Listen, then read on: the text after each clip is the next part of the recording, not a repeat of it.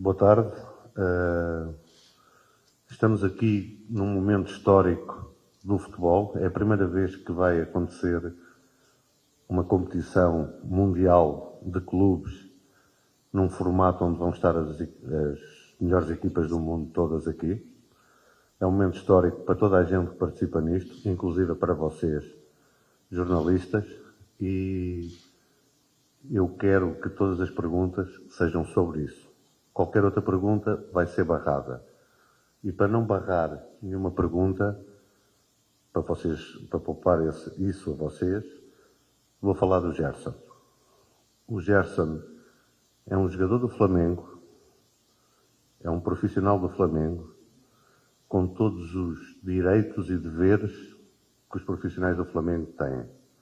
Não existe qualquer tipo de negociação do Gerson nossa, com outro clube.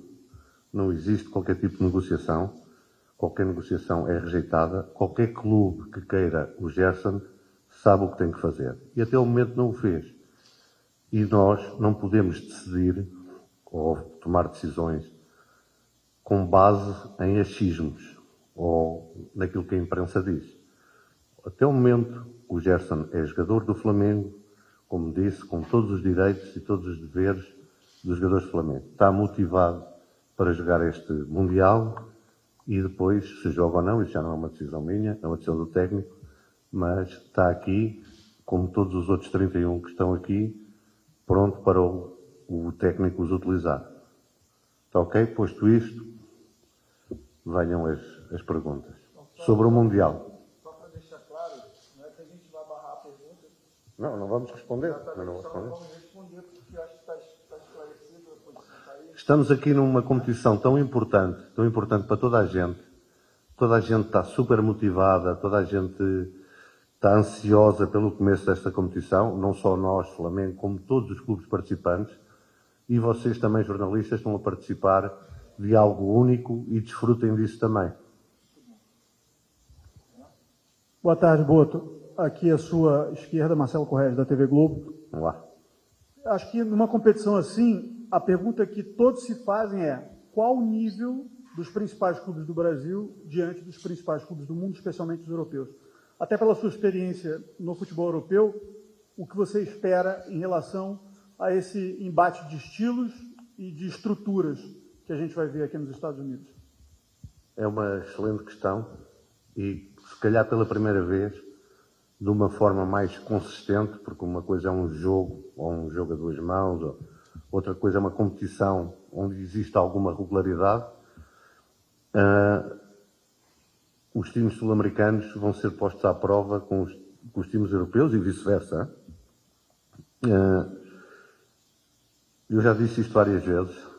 É óbvio que na Europa estão os melhores jogadores, estão os melhores técnicos, estão as melhores ligas e, naquilo que é a minha visão, estão um patamar acima da América do Sul. Posto isto, não quer dizer que nós, Flamengo, não vamos encarar os jogos todos para ganhar. Vamos. Temos é que estar conscientes do grau de dificuldade que é jogar contra os times europeus. Como eu também já disse, o facto disto ser em final de temporada na Europa pode trazer alguma vantagem para os times sul-americanos. Agora, não tenham dúvidas que na Europa está o melhor futebol. Boto. Aqui do outro lado, Monique Danello, TNT Esporte. Até diante de tudo isso que você falou, queria que você passasse para a gente o que vocês projetaram internamente do que seria o objetivo do Flamengo nesse Mundial, o que vocês traçaram em termos de objetivo, ir até determinada fase seria pelo menos o primeiro objetivo a ser cumprido, olhando para esse cenário, analisando os adversários e todos esses ingredientes que envolvem essa competição, o que vocês planejaram? É óbvio que, olhando para o grupo, nós, numa primeira fase de planeamento, é passar a fase de grupos.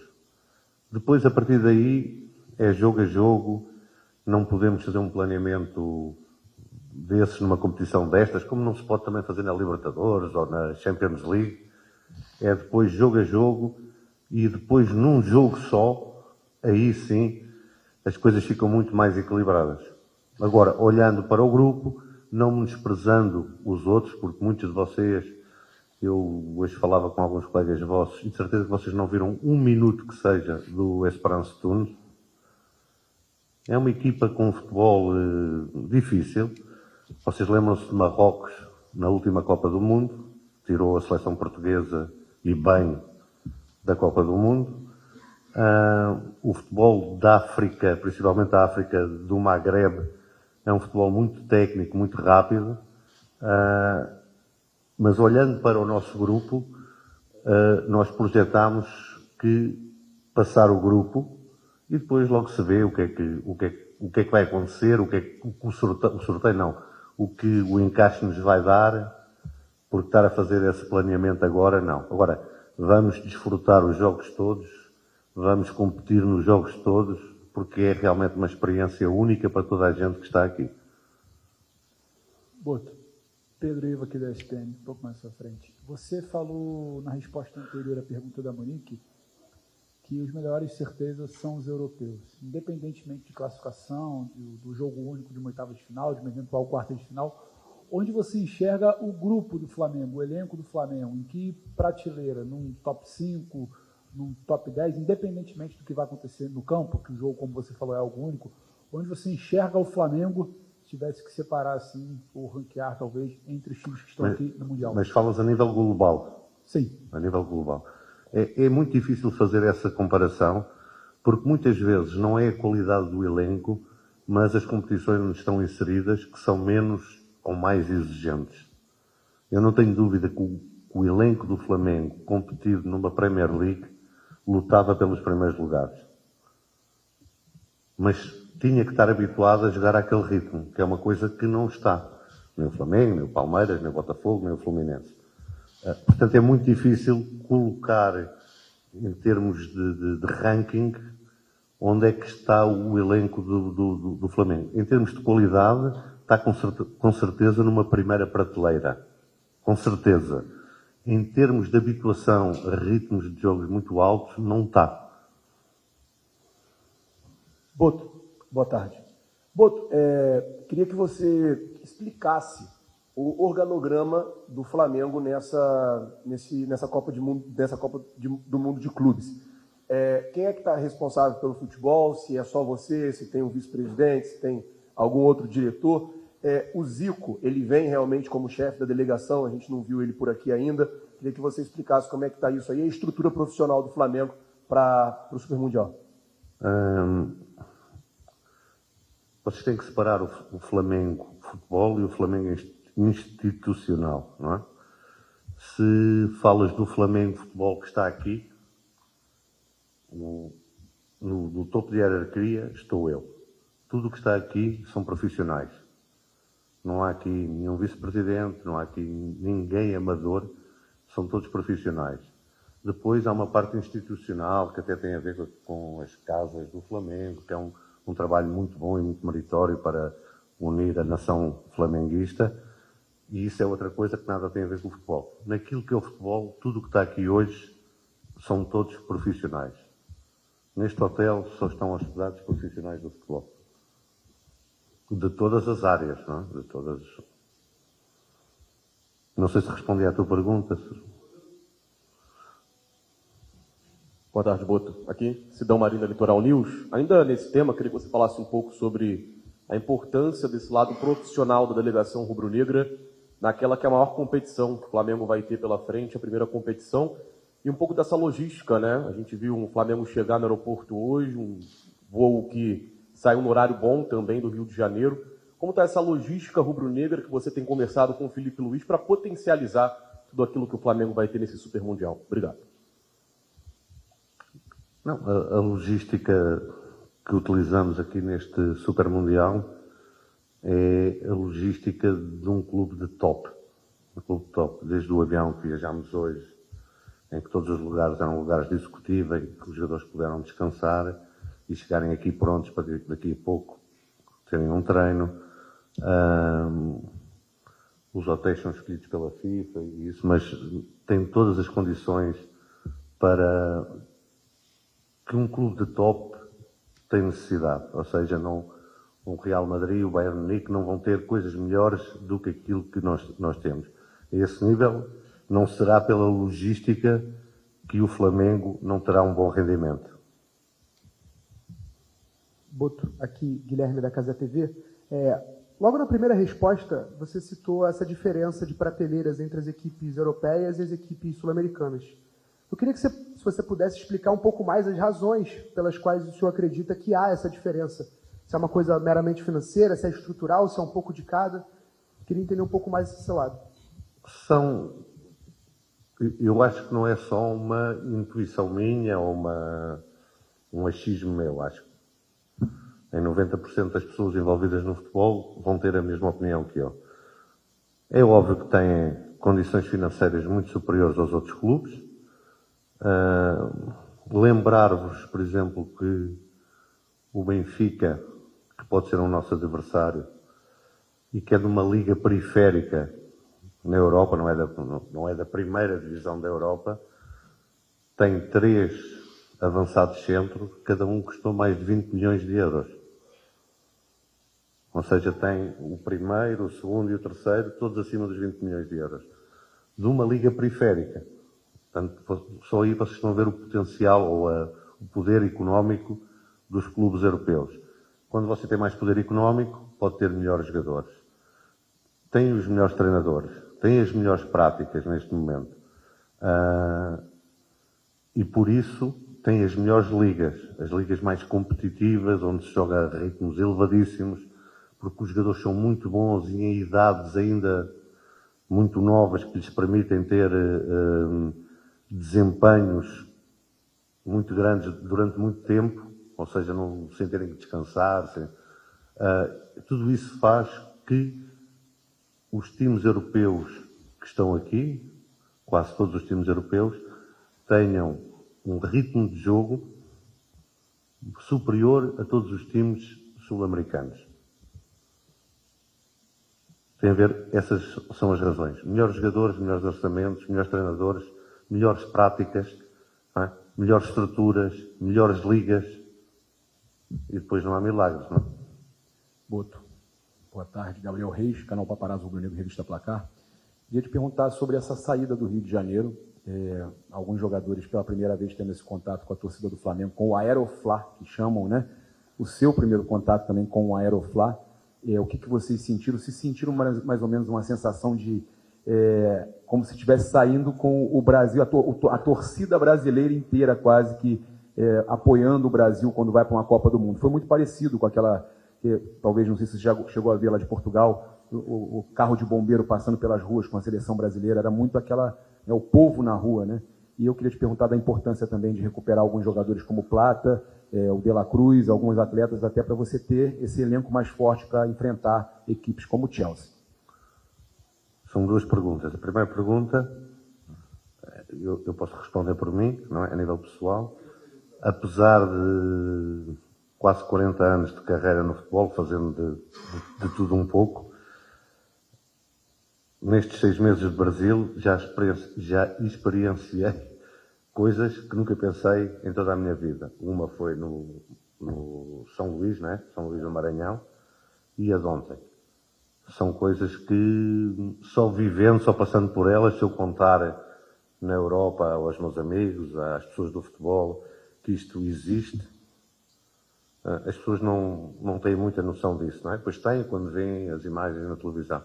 Agora, estar dentro do ônibus e sentir aquele apoio, sentir aquele carinho, é como é que se diz, um aditivo, um combustível muito grande para todos nós, que temos a responsabilidade de representar aquela gente aqui numa competição tão importante. Primeira parte. A segunda parte era os jogadores que... Não, é importante neste momento. A nossa expectativa é que para o primeiro jogo tenhamos 99% do elenco disponível. São mais dores de cabeça para o Filipe Luís, mas de certeza que ele gosta de ter essas dores de cabeça. Boto, Aqui à sua direita, Gustavo Henrique. Boa tarde para você. Rodrigo, Rafa, Greg, todo o pessoal do Flamengo. Grande estrutura que o Flamengo montou aqui para receber essa entrevista coletiva. Ô Boto, por mais que você tenha sido combinado de não falar do Gerson, e também nem de outra coisa, só do Mundial, eu vou te fazer uma colocação que não é sobre os atletas, mas tem a ver com o Mundial. Tanto a situação do Gerson como a do Bruno Henrique. O torcedor do Flamengo pode esperar, por tudo que você acompanhou nessas últimas horas e conversou, o elenco do Flamengo chega para esse Mundial 100% focado na disputa do Mundial, Boto? Eu, em princípio, não ia responder, mas até vou. Normalmente, quando há uma decisão grande para o Flamengo, ou uma competição importante para o Flamengo, há sempre assim umas notícias, o Bruno Henrique é condenado, é indiciado, ou não sei o quê, que a mim, de fora, me parecem estranhas, mas não posso opinar sobre elas. Mas parecem-me estranhas. É sempre um timing para certas coisas aparecerem. Agora garanto-vos, a vocês todos, e à nação, à torcida, à maior torcida do mundo, que todos os jogadores, todos os profissionais que estão aqui, estão super focados e super motivados. Isto é uma das competições que não precisa de motivações extras, não precisa de nada extra. Não é? É até o próprio orgulho. Quem é jogador, quem está no futebol, é óbvio que está porque ganha dinheiro, mas também é óbvio que está porque gosta destes palcos para aparecer. Tá? Boa tarde. Ao contrário de outras competições, já nessa temporada em que o Flamengo efetivamente entra como favorito, né? Foi assim no Campeonato Carioca, na Copa do Brasil, Brasileiro, na própria Libertadores. Nesse Mundial, o favoritismo é atribuído aos clubes europeus. Até que ponto isso pode ser uma vantagem para o Flamengo, ao contrário da responsabilidade das outras competições, em que se esperava e se cobrava muito do rubro-negro, e nessa competição, efetivamente, não vou dizer azarão, mas o Flamengo está, vamos dizer assim, atrás do favoritismo a outros clubes. Não, é óbvio que o favoritismo, até a responsabilidade de ganhar numa competição destas, global, com essas equipas europeias, com as melhores equipas europeias, não é a mesma que temos no Carioca, no Brasileiro e na Libertadores. Aí sim, aí temos a obrigação de ganhar. Mas porquê é que nós todos gostamos de futebol? Porquê é que nós todos adoramos o futebol? Porque é sempre imprevisível, não é? É sempre imprevisível. Um Táchira da vida vem dificultar-nos a vida. O Central Córdoba ganha-nos no Maracanã. É futebol. E pode acontecer aqui também muitas surpresas, muitas coisas, embora nós, como representantes, e um dos maiores representantes, o maior representante da América do Sul, temos também algumas responsabilidades nesta competição. Aqui. Boa tarde. Letícia de Almeida, Flazeiro TV.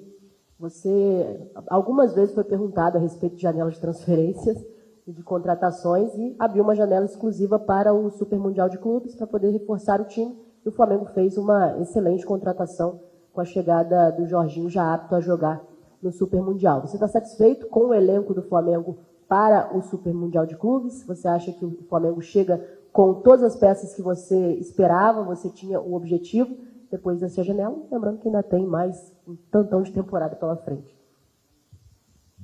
Esta foi uma janela extraordinária, só aberta para os países que tinham clubes na competição. Não era exclusiva para os clubes da competição, mas era para os países que tinham clubes na competição. No nosso planejamento, nunca encaramos esta janela como uma janela decisiva para a contratação de jogadores. Portanto, chegamos como queremos chegar aqui. Boto aqui, Thiago Lima do GE, boa tarde. Você falou no início da coletiva sobre essa diferença, né, dos times sul-americanos para os times europeus em relação à prateleira e tal. O Flamengo tem alguns jogadores, como o Danilo, o Alexandro e o Jorginho, que chegou agora, com muita experiência no futebol europeu e em grandes centros do futebol europeu. Você acha que isso pode ajudar, de alguma forma, o Flamengo a diminuir essa diferença para os europeus? A primeira questão é óbvio que sim. Uma das coisas, já o disse várias vezes, uma das coisas que nós nos propusemos foi dar uma cara mais europeia. Quando digo uma cara mais europeia, não é por causa de jogadores, não é que com boas práticas e rigor que existe mais na Europa do que na América do Sul. E é muito importante termos jogadores com uma vivência muito grande em ligas, nas principais ligas europeias, para transmitirem também aos outros, que nunca tiveram essa possibilidade, do que são as boas práticas nessas ligas, nessas grandes ligas europeias. E isso é com certeza uma vantagem, não só para agora, para este Mundial, mas para o resto da temporada. Otto, Raíza Simplício da Gol Brasil e da Placar.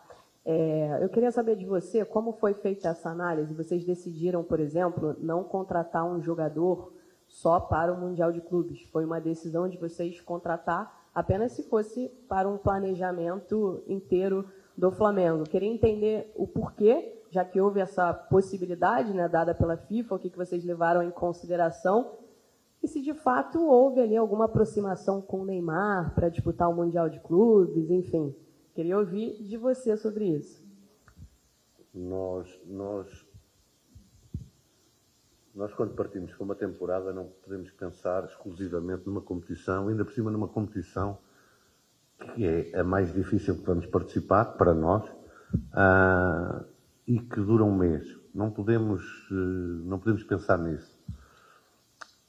A questão de trazermos um jogador que fosse só para jogar o Super Mundial nunca passou pela nossa cabeça. Nunca passou pela nossa cabeça por vários motivos.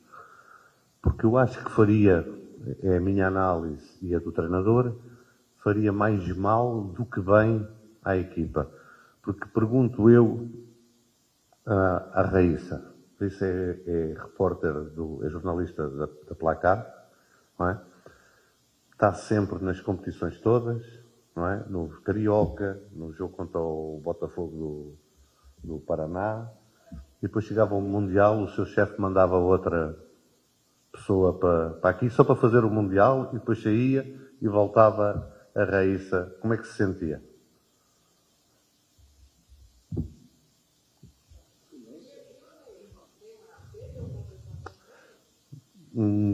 Da minha parte, não.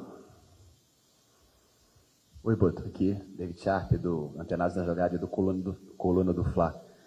Sobre forma de jogar, a gente sabe que o Felipe tem a forma dele de jogar, tem o modelo dele de jogo, que tem muitas variações, mas é um Mundial de Clubes. O Flamengo pega um time que conhece pouco, como o Esperance, pega o Chelsea, que é um time fortíssimo da Premier League, pega também depois o Los Angeles, mas focando nesses dois primeiros. O Flamengo vai, da mesma forma como costuma jogar nas competições lá na América do Sul, contra o Esperance e contra o Chelsea, vai diferente, vai um pouco mais, você imagina, você tem combinado isso com o Felipe, uma forma mais prevenida para jogar, baseado até no próprio Mundial do Flamengo em 2019, que o Jorge Jesus tentou impor o mesmo ritmo de jogo dele e acabou sendo surpreendido com duas bolas muito perigosas no começo dos dois tempos, né, naquela partida. Duas coisas prévias. Vocês conhecem mal o Esperance Tunas. A nossa equipa técnica, eu também não conheço assim tão bem, atenção, também não conheço assim tão bem, mas a nossa equipa técnica e o nosso treinador conhecem-nos bem. Essa pergunta depois tens que fazer ao Felipe, não é? Agora, conhecendo eu como o conheço, sabendo aquilo que são as ideias dele, é óbvio que há sempre uma adaptação, seja porque cada adversário é diferente, mas não vamos fugir muito daquilo que é o nosso ADN de jogo.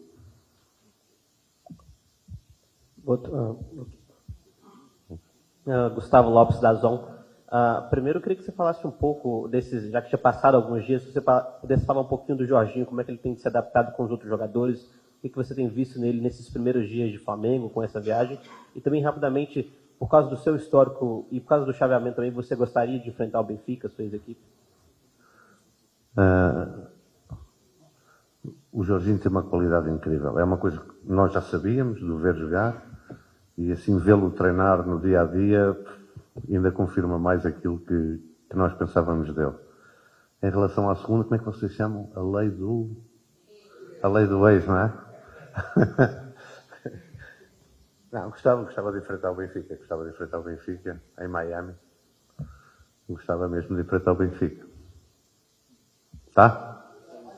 Boto, ok, desculpa. é só uma última pergunta, porque no processo de chegada do Jorginho não participei e gostaria de saber como é que foi essa negociação, né? A gente está falando de um jogador que foi capitão da seleção italiana no título da Euro de 2021, que estava jogando no Arsenal, jogou no Chelsea, dois dos clubes com maior orçamento da maior liga do mundo.